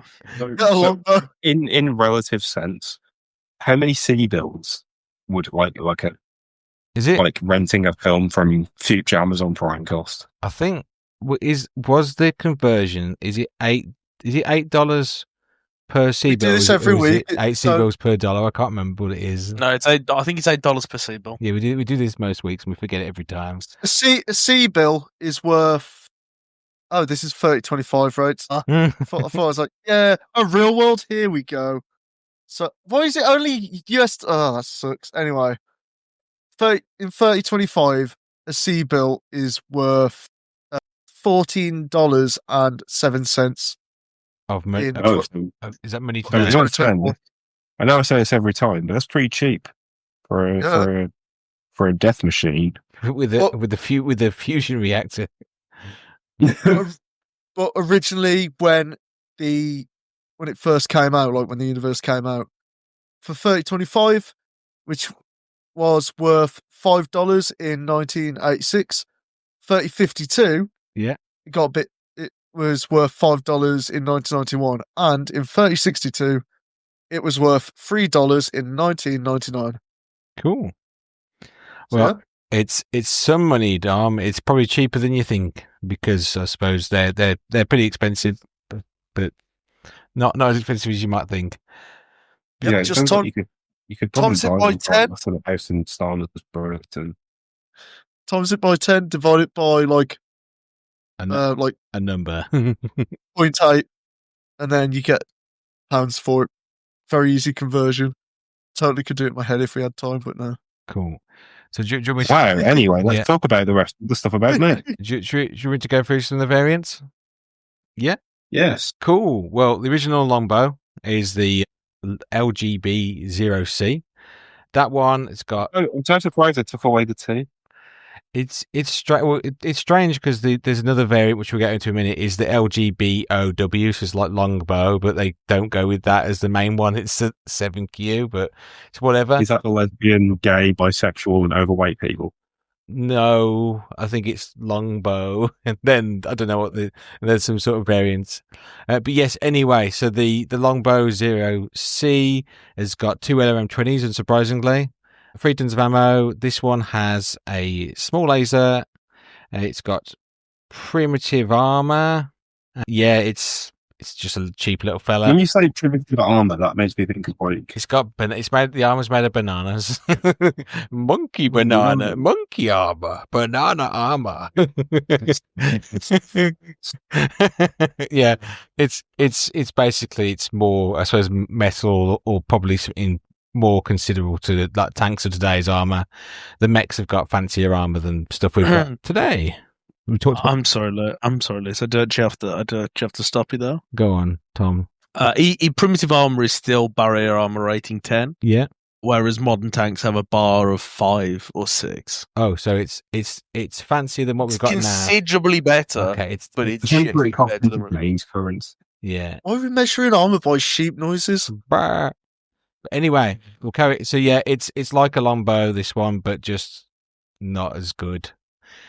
There's the longbow LGB0W, which is the Star League version, which has got the Strand 3040 engine, lets it go 64 kilometers an hour, which is a little bit faster, lets it keep up with some of the other mechs, has 9 fewer heat sinks, a single small laser on its head, 2 LRM-20s, 2 LRM-5s, just makes it a cool looking guy. Yeah, it's just another longbow. I think we need to introduce like head-based weaponry to more like modern warfare. Like it's like those spikes on German helmets, right? Yeah, I don't. It's lasers. Potentially, yeah. Going for something a bit more different, a bit more unusual. We've got the longbow LGB0H. This is a Civil War era version, so quite a bit later. Designed by the Merriam Hegemony, so you can kind of probably gather how this is going to be going. This has 2 PPCs, or replaces all the weapons with 2 PPCs, and 26 one-shot rocket launcher 10s. It also sports 11 double heat sinks, so it's got a lot of missile, but it only shoots them once, and it's got some PPCs. I'm not sure how I would use this one. It's quite a weird one. It might be fun to try out, but I don't know how useful it is. Are any of these variants available on Iron and Metals?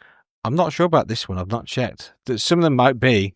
We should have done it. I don't know. We should have checked. But yes, last variant we're going to have a little talk about, another fun one. We've got the longbow. It's LGB14V. This one has toned down the range on some of its weapons. So it's got light PPCs replacing the forward fire and medium lasers. The LRM-20s are replaced with Apollo guided MRM-20s, and the rear mounted medium lasers on this version have been turned into extended range medium lasers. It's got a 340 engine, so puts it back up to that 64 kilometers an hour. It's got good armor, double heat sinks, case 2, probably something that you probably want to have when you're in a longbow. Pretty beastly guy. But yeah, that's just a couple of different variants. There's so many longbow variants, but most of them are guy with missiles, or sometimes it's guy with another support weapon, but kind of what it is, really. I love the one that adds 8 AC2s. Yeah, that's one. Is that one of the Davian ones? Yeah, so why we even? I mean, to be fair, it's try anything under God's green earth to try and save the longbow. Well, it's more Davians will put anything, any time they could put a autocannon on something, they're happy. So you might have kind of gathered that Tom is not the keenest on the longbow. I'm actually not. I'm not the keenest on the longbow. Can I make a suggestion? Next week, can we have a mech that's actually good? No, that's what they expect. Oh, I've just had one, because I, for one, absolutely love the longbow. I'm a big missile man. I love my LRMs. I love my slightly smaller LRMs. It's just a great level. my Doomball 5s. Oh my god. Yeah. Quake in fear. Yeah. Cool.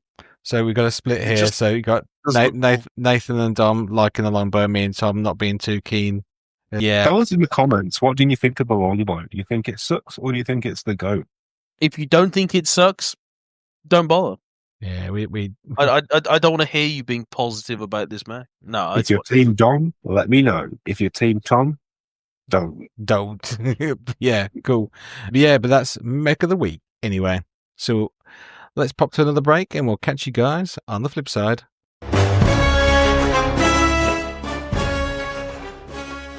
And we're back from the break.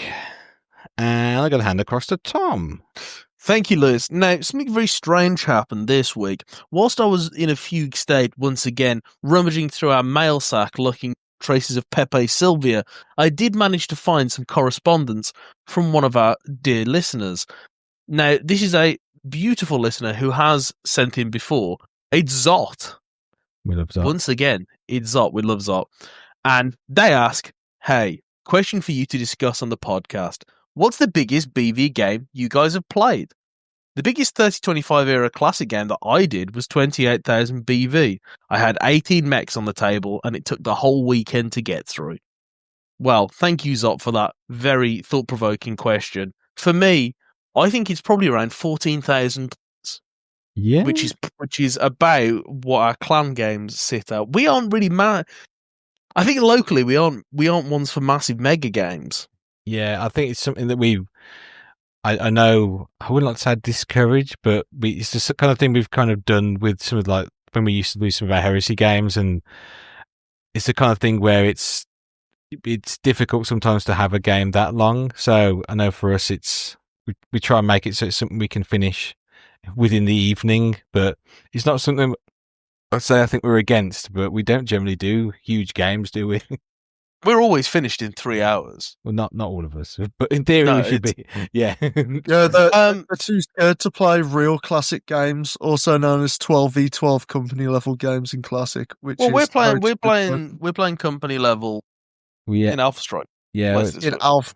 Yeah, but we're doing Alpha Strike, we're doing 450 PV, which is that's quite a large game. Yeah, that's company to company, but obviously that's where Alpha Strike exceeds in doing that company on company game within a day. However, I'm not opposed to doing that bigger game, but I think it's something that we've not got around to. You know what, Lewis? Yeah, I am. You are opposed. Oh, I'm actively opposed. Once you get above Lance on Lance, my immediate thought, as much as I rag on Alpha Strike, my immediate thought as soon as you breach Lance on Lance is that's too much paper. I ain't loving it. Put me in an Alpha Strike card. What else do you disprove? Sunshine, rainbows, happiness. I love classic. It's my preferred method of playing, but unfortunately, it's limited by its granularity. It's trying to play a mass battle game with skirmish game rules. It just doesn't work. I disagree fully. Because you should be focusing on different. It's like trying to play Warhammer Fantasy whilst using the rules for Mordheim. It just doesn't. It's unnecessary. They're unnecessary and they're designed for different things. And as much as I rag on Alpha Strike, so it's Horus free then. Yeah, my main issue with it. But I think that's the thing. Alpha Strike is brilliant for that. I'd love to play even up to 1,000 PV. I'd be down to play that. We're going to agree to disagree here, I think. Well, Nathan, we'll once you get your whole company, once you've actually painted your company, we'll have a game. And we're going to have a patrol here. This sounds like a patrol. No, it's not a patrol because neither of us are clanners. Oh, true. But I think similar to Tom, I think my biggest size games are about 14,000 BV. It's mostly star on star kind of games where that kind of BV isn't unusual for the clans. Actually, probably could do a bit more, to be honest, sometimes. But yeah, sorry. I think it's probably good to clarify and qualify our 14,000 BV. It's not like 7 million mechs aside. It is literally just 5 aside. Maybe some elementals. Yeah, yeah. 5 a reinforced star, 5 mechs, a couple of elemental stands. My 14K was made out of the clan invasion box. Yeah. So it literally was 5 mechs plus 2 elementals. Yeah. But I am branching my wings out a little bit. Super duper. So yeah, I'm similar to Tom. I think I'm not opposed to trying it. It's something I need to kind of probably set up. But I know there's supposed to be some all-nighter events coming up at our local shop in the nearish future. That might be something we can maybe do on one of those events. But I've not got a chance to try anything much bigger than that, really. Nathan, have you had been like a Hexpert event potentially? Yeah. You could put something on for the community. Yeah, probably might be fun to do, but maybe something like a grinder or something you can just do a big game you can drop in and out. But yeah, oh dear, I walked into that, didn't I? But yes, Nathan, have you played anything bigger than that, or do you have any? Would you want to play bigger games? So I'd absolutely love to play bigger games. Everyone is scared of using their noggins. The biggest game I've played model-wise was Alpha Strike with, I think, like 8 models maybe. And then second to that is Classic with 6, and then 5, and so on and so forth. Yeah. But yeah, I would absolutely love to just have the full, full granularity, like a beach front of granularity in like a full on like company v company. Like you could even do like control each lance individually. Yeah. Like control the lancers in command a lance at a time instead of command each individual model, just to speed it up a bit. See, I'd be more game for something like that, provided it was like each team was controlling like a mini battle. Like it was more like joined up rather than one big game. It was just like a joined up set of games. I find that a lot of the time they give quite a lot of the models different abilities, like they can disrupt electronic warfare or they can tag an opponent, but you never really get to use them in your normal games because the board's small enough that it's just, oh yeah, I can just move 2 hexes and just be in range of that guy and shoot him or stuff like that. So there's not really, you don't find much use of it other than when you get later on with stuff like Artemis where your electronic warfare can block it. So I think it would just be cool to be able to get a bit more room to be able to utilize it a bit better. It would be interesting to hear from people in general. Like, do you play video games? Is that something that your community played? And are we missing out by not playing a video game? Yeah, actually, that's a good point. Are we? Do the good people of the world think that we are not living life to the fullest? We definitely aren't. But yeah, but good to know because we can only speak for our little community, and I can't speak for anyone currently and play it. But it'd be good to hear what people think. Well, Dom, what's the biggest BV game you played, Dom? I think it was a 4v4. I think where I had my. Is it a star? Star? I think you had. Didn't you have like 3? Did you have your longbow, your pack hunter? Have my longbow, pack hunter, the piranha, executioner. I don't know if is it the executioner? Is it called? You had the guillotine. Gladiator. Guillotine. Yeah, that one. So I think you had a lance of interesting mechs. I think so. So you have played it. The mechs are quite high. They're quite powerful mechs. I think you were might have been 5k, 6k. I think we might have pushed your BV down because your mechs are too powerful. So it might have been 4k actually. So that's why I think your longbow wasn't hitting it in all game. Because I think it was like skill 6 or something. It was a big shame. Yeah, probably didn't help. They put the 18 pilots in for me, so I didn't have a good time. Yeah, probably shouldn't have put you on like 5-6. Probably didn't help. But yeah, would you be opposed to maybe scaling that up by 4, maybe 5 times, or do you think that might be a bit too much going on at once? I think for me, like I'm never like a big game guy. I like my smaller games, especially. I think Tom hits the nail on the head there. Like to me, if there's a system designed for bigger games, you should probably use that system rather than trying to retrofit the system to make it fit. Yeah. However, obviously, if there is a group of people that are playing that way, they might have some secret like ways of managing games or like. And the other thing is like the way that we engage with gaming. This is a bit of a topic thing, but the way that we engage with gaming is mostly in 3-hour blocks, right? But for some people, the way they engage in gaming is they'll travel like 3-4 hours to get to a place where they stay the weekend and play over beer and pretzels, which is a very different environment, right? So It's all Yeah. depends on how you engage with Very your very group. very good point there, Dom. Very good point. But yeah, but as I've said, I'm keen to try, but probably not something to do over our kind of evening sessions. Might be, as you said, a beer and pretzel over the weekend, or maybe one of the 24-hour events that might pop up. Getting to that though, it's like I was just playing like the odd round here and there, just nipping it out. Yeah, but Battletech obviously great for that kind of thing because you can keep track of where the mechs were on which hexes and their damage and ammo, etc. So the game is has got the benefit of you can kind of pause it and put it all away and put it back to where it was without too much of an issue. Not really thought about that before, but I suppose that's true, isn't it? Yeah, it's one of the kind of probably not very used benefits of it for us kind of thing, but obviously it's something you can do. But yeah, good question. Anyways, thanks for asking us. It's something to think about. But yes, anyway, I think that's pretty much us for this week. So we're going to be heading on out. So as what an episode it was!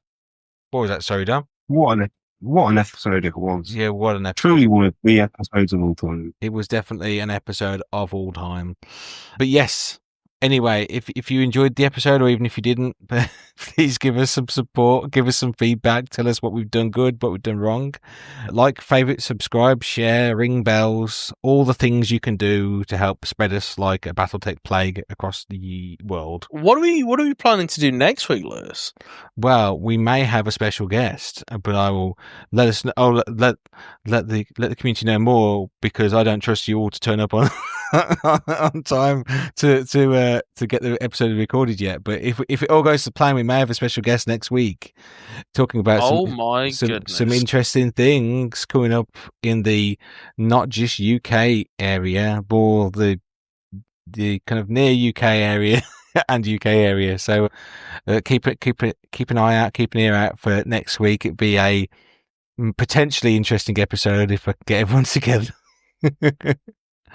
But yes, as previously said, if you do want to get in contact with us, hexpertshelpline@gmail.com.